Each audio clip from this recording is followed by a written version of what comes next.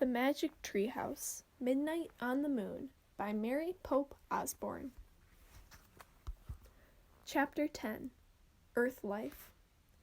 The midnight woods woke up. A breeze rustled the leaves. An owl hooted.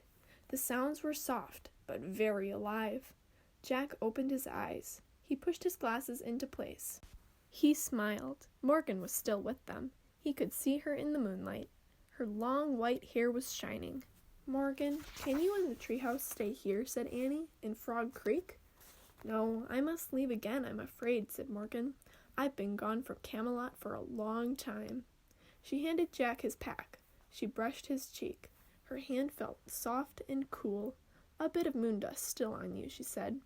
"Thank you, Jack, for your great love of knowledge." "You're welcome," said Jack.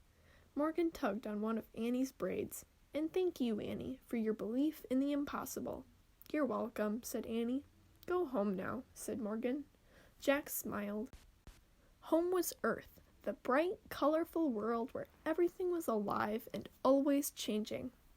"Bye, Morgan," said Annie. She started out of the treehouse. Jack looked back at Morgan. "Will you come back soon?" he said. "Anything can happen," said Morgan. "The universe is filled with wonders, isn't it, Jack?" He smiled and nodded. "Go now," Morgan said softly. Jack followed Annie down the rope ladder. He stepped onto the ground. The wind started to blow. The tree started to shake. A loud roar filled Jack's ears. He squeezed his eyes shut.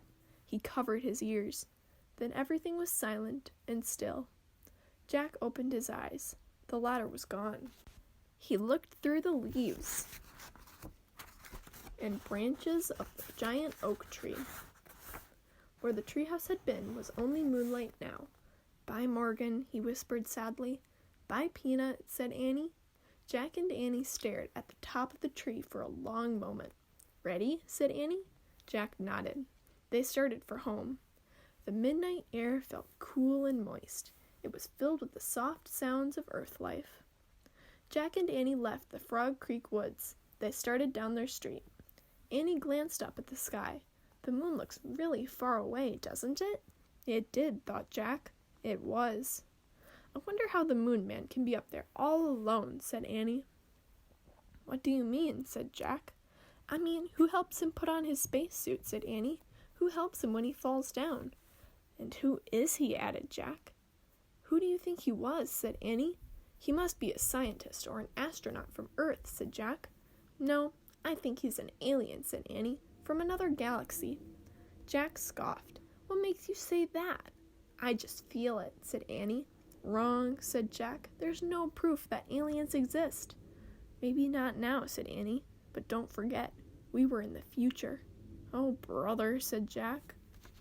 They crossed their yard and climbed their back steps. Annie tiptoed inside the house. Jack followed her. Before he shut the door, he glanced up at the moon. Was Annie right, he wondered? Could the moon man have come from another galaxy? Morgan's words came back to him. "The universe is filled with wonders, isn't it, Jack?" "Good night, moon man," Jack whispered. Then he closed the door. The end.